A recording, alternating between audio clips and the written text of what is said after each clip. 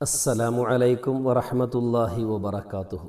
ബഹുമാനികളെ, ഒന്നുകിൽ സമൂഹത്തിന് ഉപകാരമുള്ള കാര്യങ്ങൾ നാം ചെയ്യുക, അല്ലെങ്കിൽ സമൂഹത്തിന് ഉപകാരം ചെയ്യുന്ന ആളുകളെ അവരെ ഇഷ്ടപ്പെടുകയും അവർക്ക് വേണ്ട പ്രോത്സാഹനങ്ങൾ നാം കൊടുക്കുകയും ചെയ്യുക.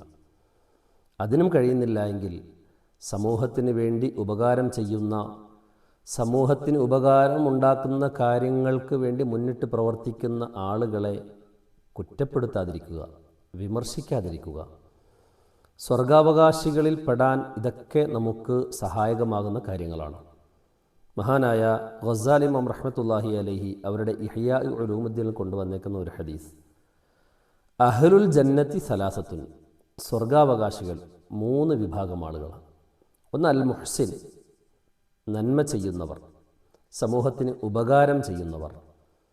2 അൽ മുഹിബ്ബു ലഹു, ആ നന്മ ചെയ്യുന്നവരെ ഇഷ്ടപ്പെടുകയും അവർക്ക് വേണ്ട പ്രോത്സാഹനങ്ങൾ കൊടുക്കുകയും ചെയ്യുന്നവർ. 3 അൽ കാഫി അൻഹു, ഉപകാരം ചെയ്യുന്നവരെ വിമർശിക്കാതിരിക്കുകയും അവരെ ഉപദ്രവിക്കാതിരിക്കുകയും ചെയ്യുന്നവർ. 3 വിഭാഗവും സ്വർഗാവകാശികളാണ്. 1 ഉപകാരം ചെയ്യുന്നവർ, 2 ഉപകാരം ചെയ്യുന്നവരെ സ്നേഹിക്കുകയും അവർക്ക് വേണ്ട പ്രോത്സാഹനം കൊടുക്കുകയും ചെയ്യുന്നവർ. 3ാമത്തെ വിഭാഗം ഉപകാരം ചെയ്യുന്നവരെ വിമർശിക്കാതെ മാറി നിൽക്കുന്നവർ, കുറ്റപ്പെടുത്താതെ അവരെ നിരുത്സാഹപ്പെടുത്താതിരിക്കുന്നവർ. അപ്പോൾ സമൂഹത്തിന് ഉപകാരമുണ്ടാകുന്ന കാര്യങ്ങൾ വരണം, അതാണ്. അപ്പോൾ സമൂഹത്തിന് നന്മ ചെയ്യുന്ന ആളുകളുണ്ടാകണം. നന്മ ചെയ്യാൻ കഴിയുന്നില്ലെങ്കിൽ നന്മ ചെയ്യുന്നവരെ പ്രോത്സാഹിപ്പിക്കാനെങ്കിലും നമുക്ക് കഴിയണം. ഇനി അതിനും കഴിയുന്നില്ലെങ്കിലോ വിമർശിക്കാതെ മിണ്ടാതിരുന്നോളണം.